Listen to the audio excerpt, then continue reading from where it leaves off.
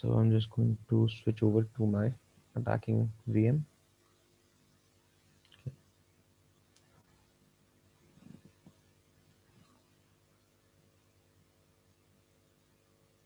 So, okay, yeah, we were looking at the website. So let's go there.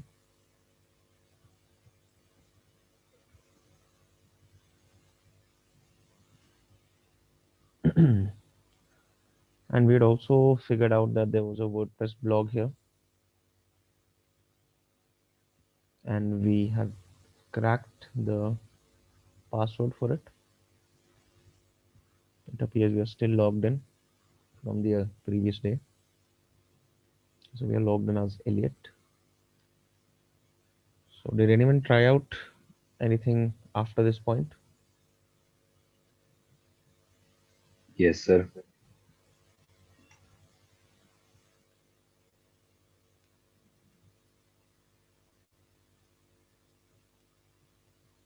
Okay. So again, the thing we are going to do is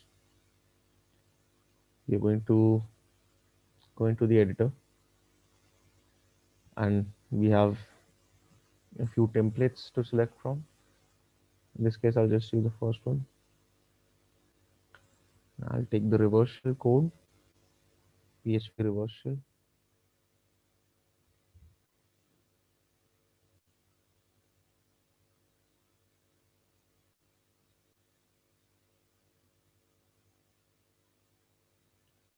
You might find other codes that as well, other people's versions of a reversal code as well, and it's up to you whether you would like to use that. But this one works pretty good, so I'm just going to use this.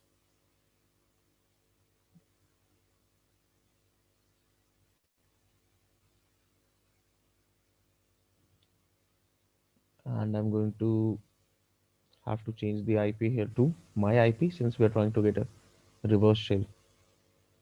So my IP is the same as before, 10.0.2.15. And the port, again, it's up to you, but if you want to change it, you can. Like, let's say if I want to use 5555 in this case, I'm going to use that.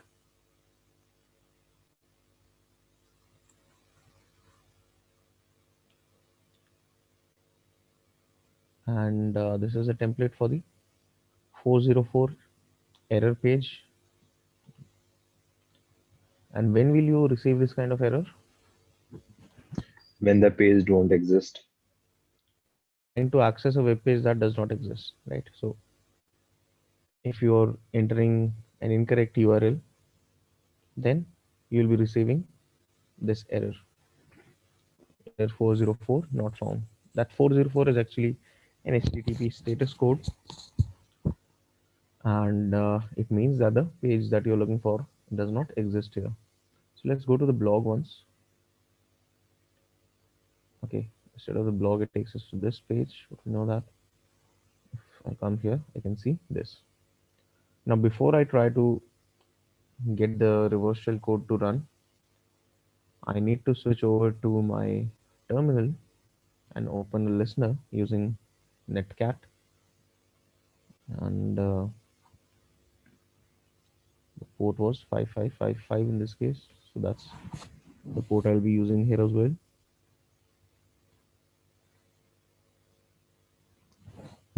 Okay, so I've used netcat, opened up a port which I'm using for listening. So basically it's waiting for any incoming connections, and now I need to get that reverse shell code to run.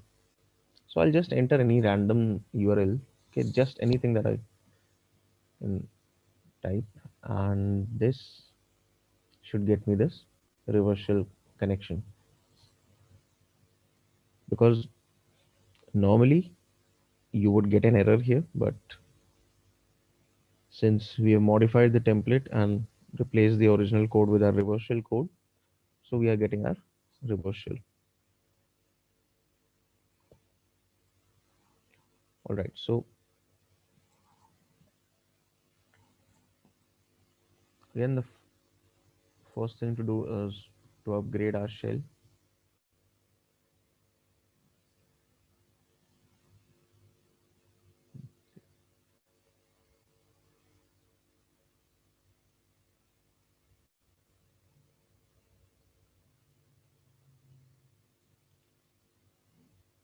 Okay, so if I check the ID, I have the ID of a system daemon or service. So what is the first thing I need to do?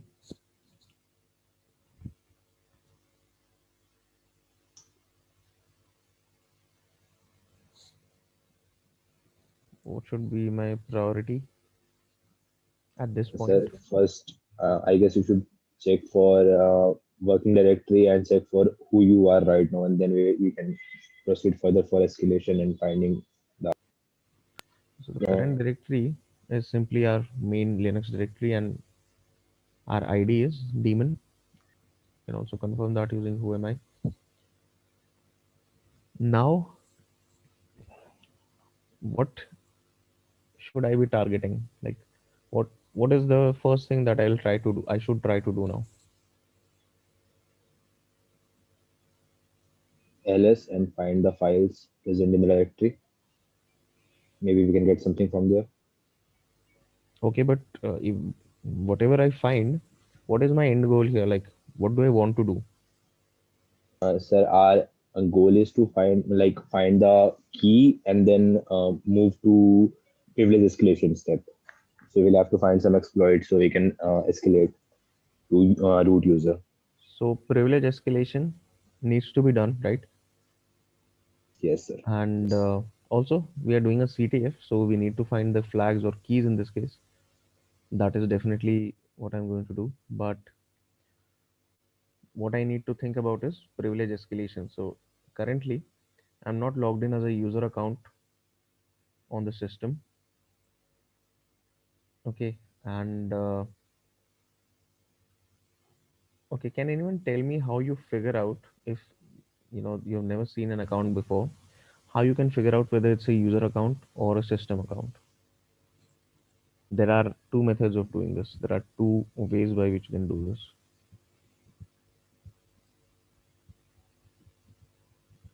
Sorry, sir. What did you say? I'm saying that once you are logged into a system or once you have accessed a system like we have done here, how do you figure out that the account you are logged in, whether it's a system account or a user account? Uh, Trying SU super user. SU is switch user, sudo is super user. Yeah, yeah, yeah. That, see, if I have sudo permission, I don't know what I can do with sudo in this case, right? Even if I try running something like sudo hyphen l in this case, I would need the password. Yeah. And the way I've received this shell access is by exploiting something in the on the website. So I don't have any passwords for any accounts currently. So I'll have to just cancel this. Okay. And actually, instead of canceling, it brings us out of the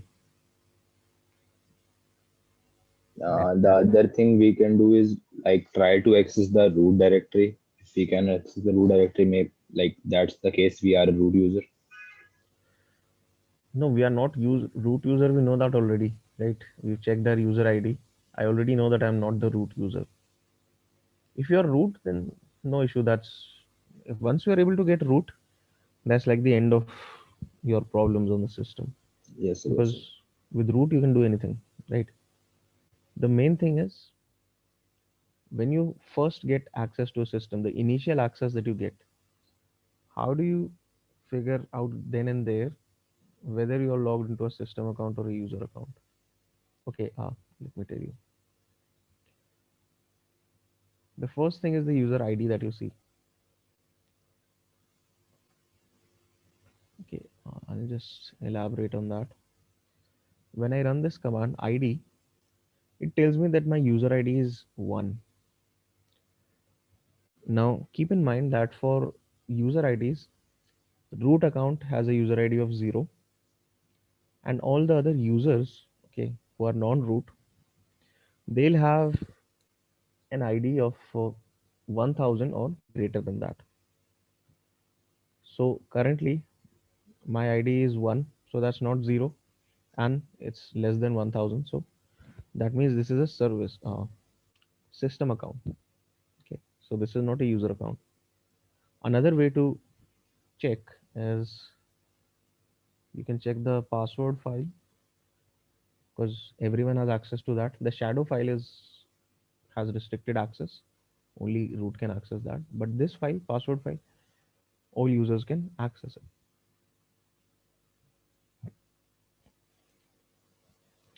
And you can also verify the ID thing here, that for user accounts, the ID would be greater than 1000. Of course, there is an exception that you can see here with MySQL. It's getting 1001. And this is the other user account here. Okay, so like I said, there are some exceptions in this case, but if you want to get past that, the other method of figuring out is this last section of the password file. It tells you what kind of shell that account will get when they log into the system. So for root, you can see when they log in, they'll get a bash shell. All right. And for this other user, okay, there is no default shell present here. Nothing has been mentioned. But for system services, you'll see no login. Okay, user system binary, no login. So this no login means that if you log into that system,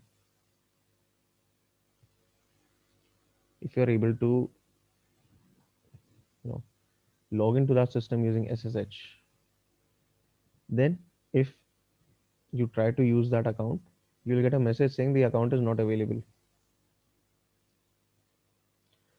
And this is something that's configured for system accounts, because system accounts are not meant to be using the terminal like what we are doing here.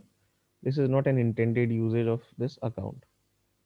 But of course, since we are trying to hack into the system, we don't care about what is intended, we care about what we can do. Okay, so now I know that I'm in a system account. What I need to do next is try to escalate my privileges. And right now, I have no idea what to do. But what I can try is I can try looking for stuff in the user directories, sorry, in the home directories of users on the system. And all those are located within the directory called home. So let's go there and let's check out what files are available here, what directories are available here actually. Okay, so it's showing us just one directory, one user directory named robot. So that's the name of a user on the system. Let's go into that. Let's see what we have here. And it's always helpful to use the -a option, because sometimes there might be some hidden files, and if you don't use this a option, you won't see any hidden files. Now in this case, there are no hidden files in this directory, so it doesn't matter.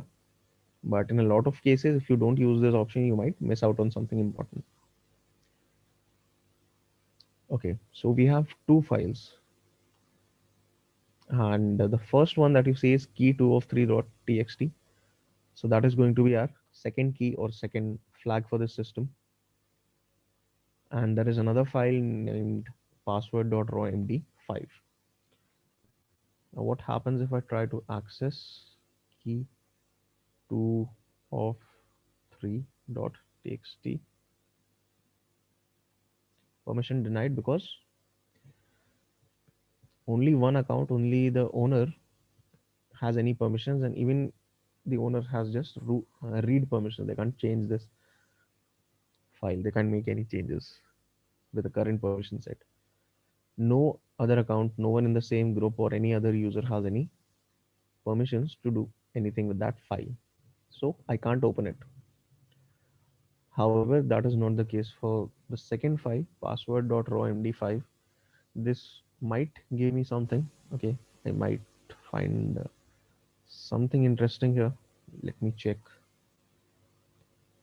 Okay, so when we see the file contents, This is what is present in the file.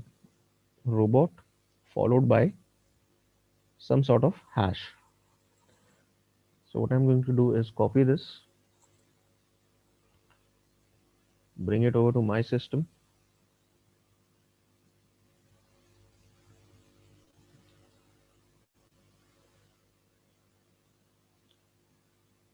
and I'll now crack it.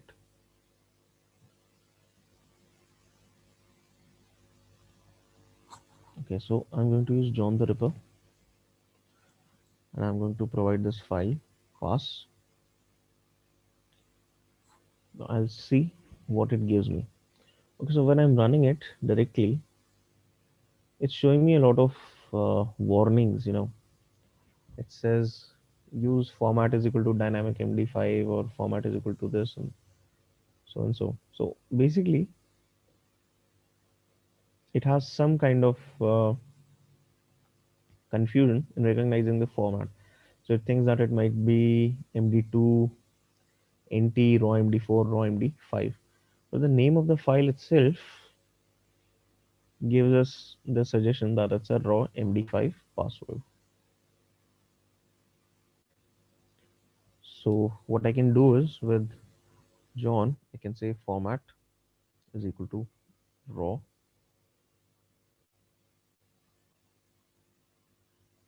MD5.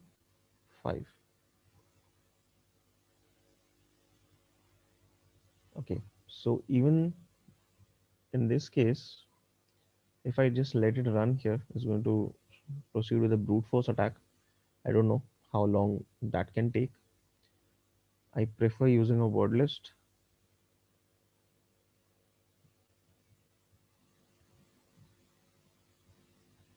So user share word lists. And what word list should I use here? Like what should be your preferred word list in this case? Or in most cases when you're trying to crack passwords?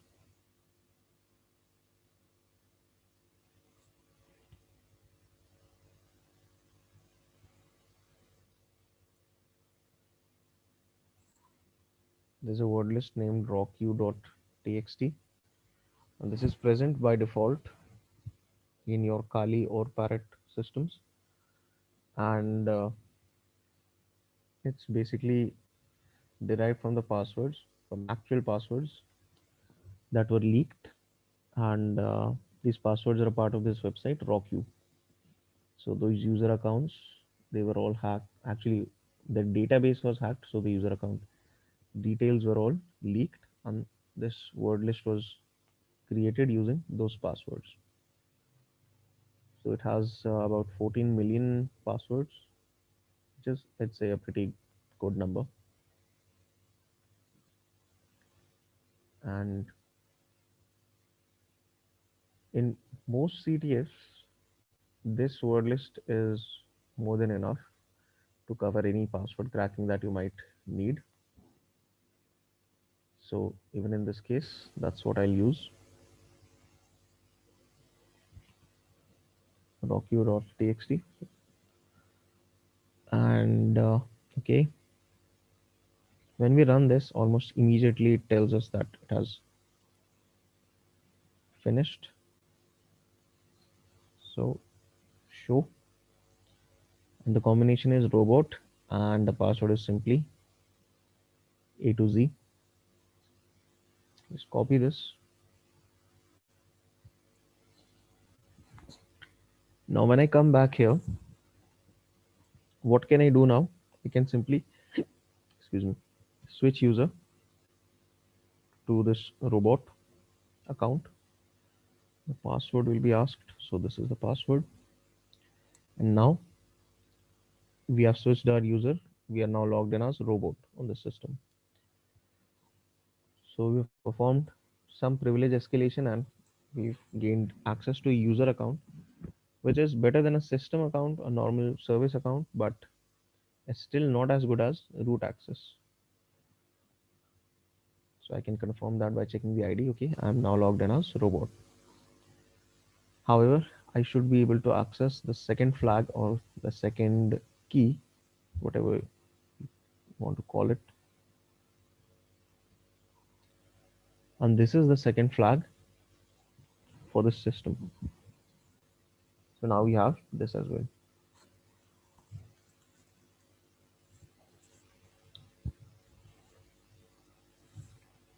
Okay, so what should be my goal now once I have received this flag as well?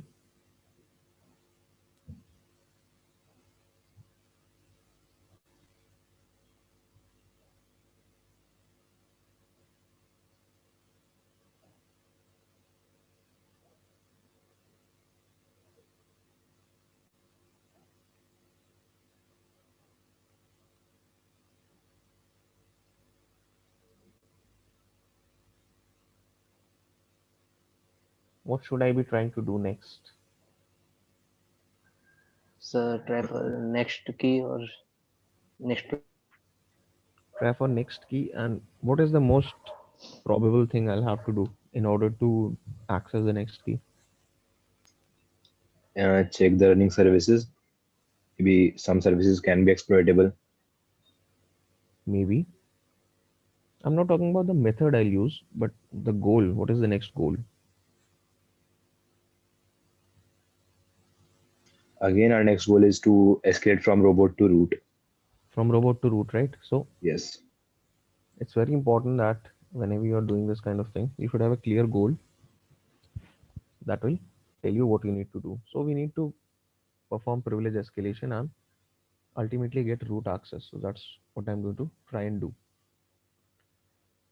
When we were solving the previous CTF basic PT, what we did was we checked what permissions the current user had to run the sudo command of the system, and that basically told us that we could do anything we wanted as that user because we could run any command as sudo. So if that is also the case here, then we won't have to worry about getting root access. So let me check. Okay, sudo hyphen l, and running sudo requires a password. We have the password for this account. I'll just apply it, press enter. But however, in this case, it tells us that sorry, user robot may not run sudo on Linux. So this user cannot run sudo at all on this system. So I cannot run any commands as root. So I'll have to look for some other method on this system to perform privilege escalation. Okay, this is one method. If it's available, then you can use that. But of course, it's not going to be available in all cases. So now we are going to take a look at a slightly different method. Now, in order to do that, I'll need to talk to you about something known as a setuid file or a setuid binary. Okay, what it means is it setuid binary is an executable which has its permission set in such a way that when it is executed, it runs with the privilege of the file owner, regardless of what account is executing it. So, if let's say the root account is the owner of a file, I'm currently running as robot, and if there is a setuid file, if there is a file with a setuid privilege, or if there is a setuid binary, multiple ways of calling it. So, if there is such a situation here, then I could run that file as the robot account, but when I run it, it will run with the privileges of root because root is the owner of that file. So now this will become clearer when we actually see this in practice. So when we are trying to perform privilege escalation on a system, it is worth checking for any setuid binaries on that system. And for doing that, we'll be using the find command. Okay. So you can use this command to filter out a lot of your searches. Okay. Basically, let's say you're looking for a particular type of file, like what I'll be doing here. Then you can use the find command. Maybe you are looking for a file with a particular owner. Maybe you're looking for a file with some particular criteria like a fixed file size, or maybe you're looking for text files or something. Maybe you want to find files which belong to a particular group of users. So for all of these different kinds of criteria, you can use the find command. So it will tell you all the files which fit your search criteria. Now, in order to look for files with the setuid permission, what I'll need to do is, with find command, the first thing you need to specify is the location, okay, where you want to run your search. Now, I don't want to restrict my search to any particular directory. I want to search through the entire system. So I'm going to use this just as the location, which is the main directory. So if I specify that, it will include the entire file system in its search. Now I need to specify the search criteria. So what I'm going to do, perm, is because I want to look for particular permissions. U is equal to S, which means there's a setuid binary here, and this will become clearer by how this came to be known as U is equal to S when I show you the permissions of such a file. And I need to say type if we're just looking for files.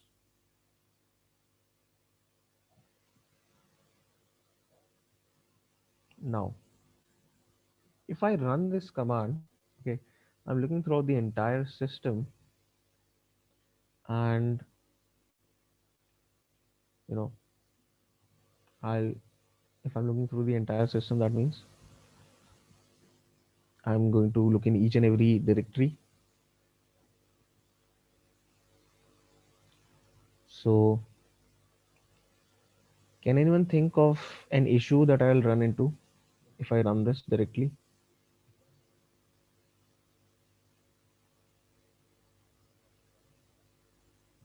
Okay, that issue has nothing to do with setuid or anything, but just in general, there is an issue that I'll run here into here. So, can anyone think about that? What that might be?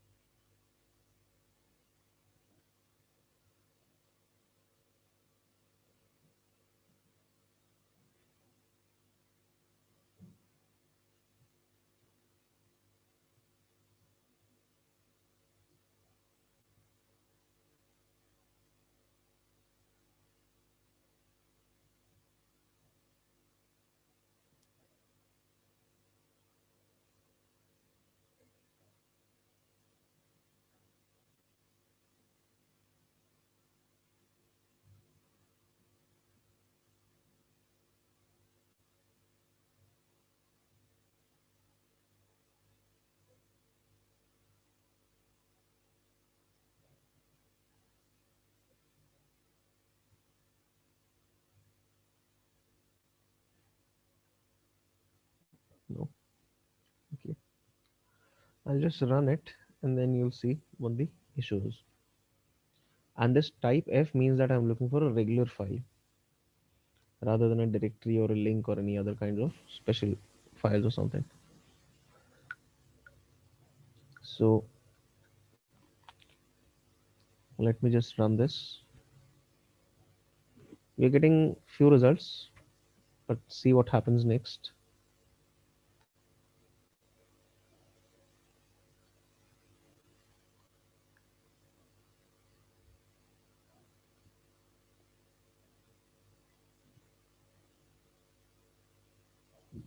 Okay.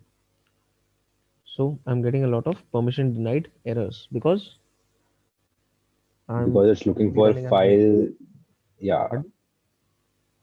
because it's looking for file that is located in root directory, and we are not allowed to view that file.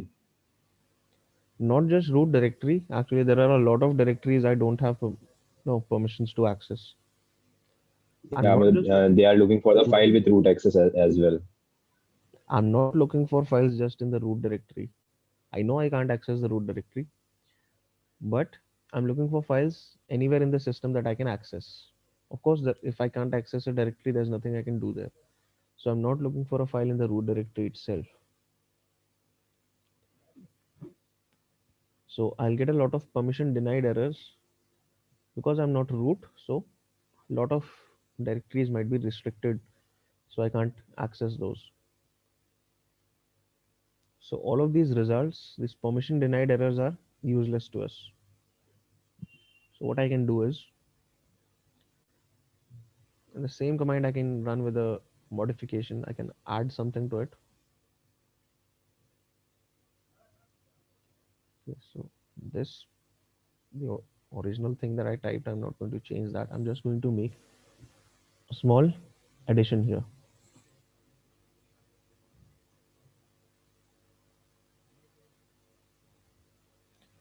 Okay, so now I made a small addition to the end of the command, and to this is not greater than, this is, I'm redirecting it to this null file under the dev directory. Basically what this file is, if you redirect anything towards this file, if you write anything to this file, it is basically discarded. So it's not stored anywhere on the system, it's discarded, and it's permanently gone. If you write any data to this file, it is simply going to discard it. And this is known as a null device or the null file within a system, and it resides under the dev directory, which, or the device directory, you could call it whatever you want. Now the reason I'm doing this is because I don't want to see any errors on the screen. I just want to see the actual results. I know I'll run into errors here, but they are not helpful in any way. So I'll just like to see the results rather than have to sit through the errors. In this case, what is happening? 2 is, error. When you get an error, the code for that is 2. So I'm redirecting any errors to this null device so that I don't have to deal with those as part of my search. And if I run this, if I run the command with this modification,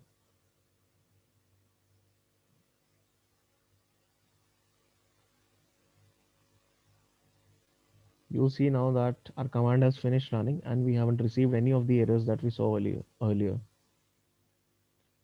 So that is the benefit of using this extra addition to our command, that we don't see the errors.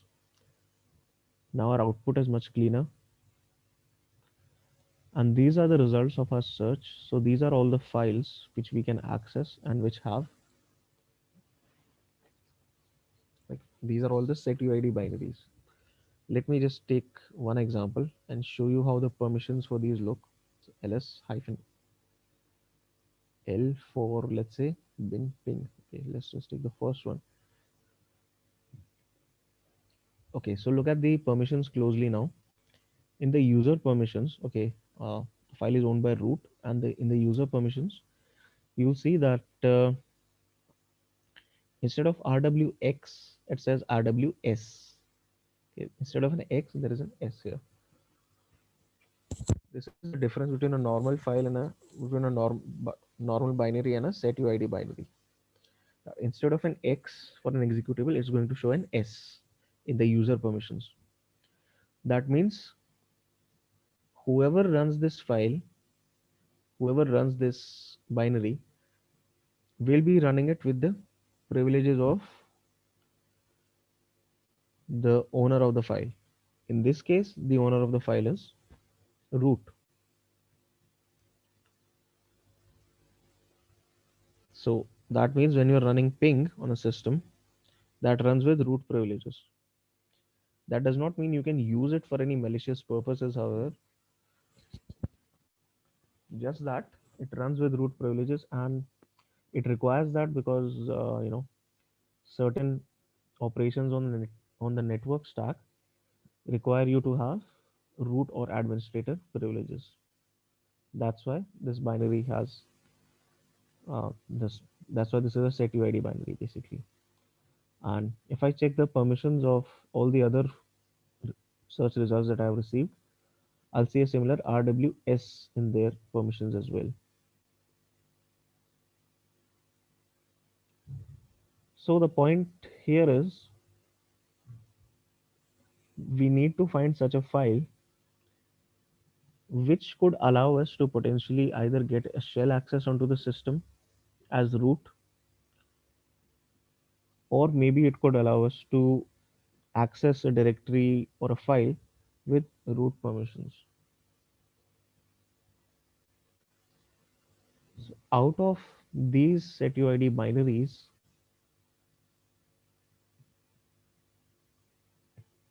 does anyone have any idea what could be helpful to us?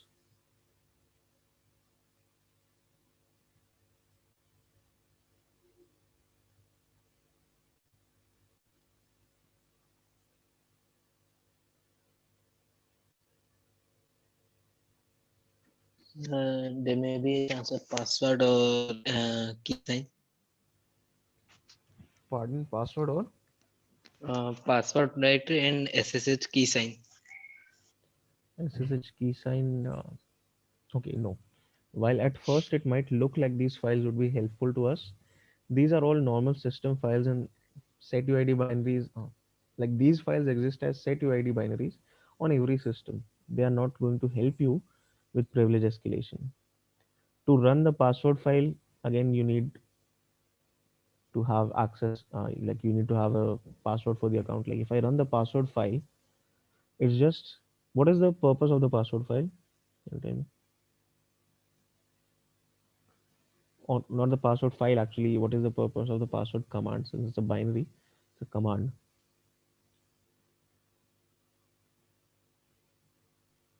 It may get us the idea of root password. That is only possible if you are already root. Okay. This command is, I guess yeah, I guess it's used to change the password or modify the password or set a password for a certain yes, user. it's used to change a password for an account, right?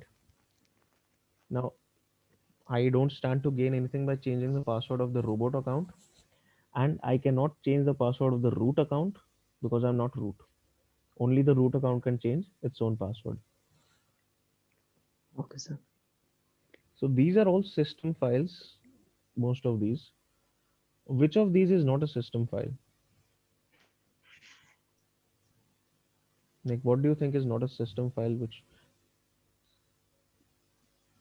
out of Nmap, all the binaries? Pardon? Nmap. Nmap, that is correct. Nmap is not a system binary, okay, it's a tool that you install separately. And just to make sure, let us check the permissions for it. Because see, even if these are setuid binaries, unless the root account is the owner, then they are it's not of any use to us. So let me just check.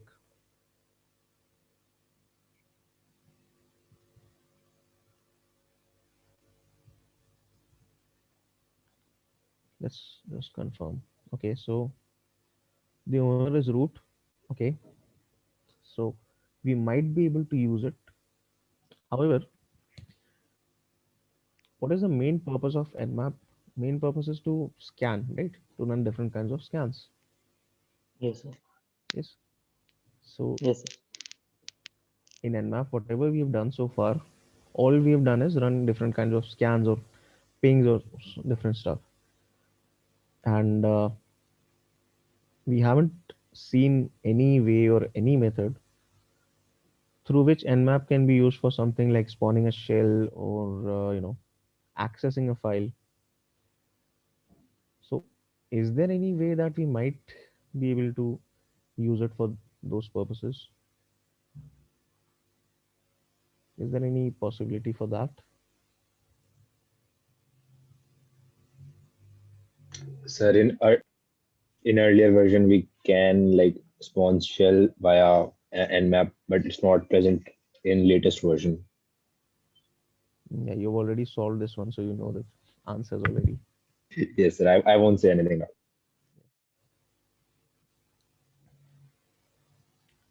Okay, so if you are in such a situation, okay, now currently this is a class environment, I'm going to give you the answers.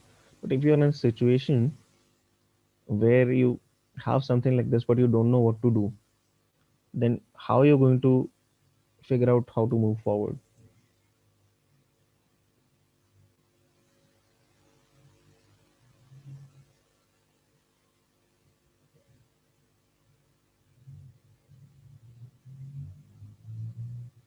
It's simple, just do a search on Google if you're unsure of what to do next.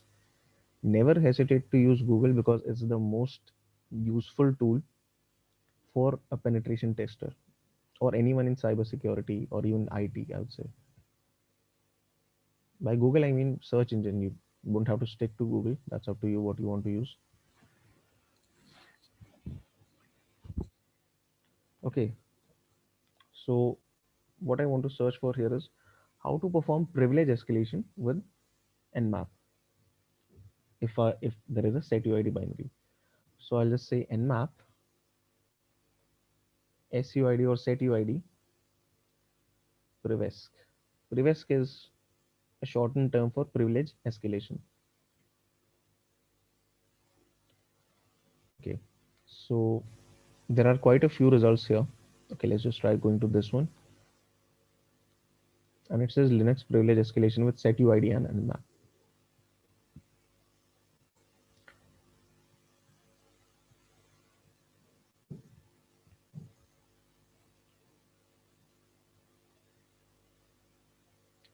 So he has described a way to do this using Nmap. Okay, if you look at that uh, article, it tells you how to get shell access using Nmap. So for today,